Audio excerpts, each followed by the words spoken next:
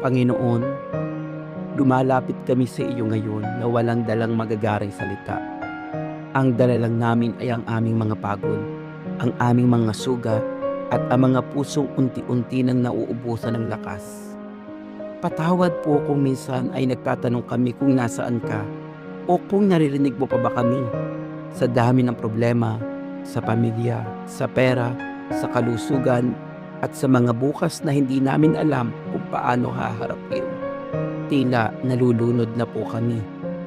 Pagod na po kami.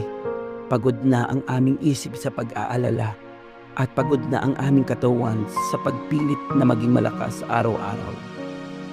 Akayin mo ang aming mga pagod na puso. Ipaalala mo po sa amin na hindi kami nag-iisa sa laban na ito. Yakapin mo po kami ng iyong kapayapaan. Ang kapayapaang hindi kayang ibigay ng mundo. Ang kapayapaang magsasabi sa aming kaluluwa na huwag kayong matakot dahil kasama niyo ako. Gawin mong sandigan ang aming pananampalataya. Hilumin mo po ang aming mga sugat at bigyan ng bagong pag-asa ang aming bukas.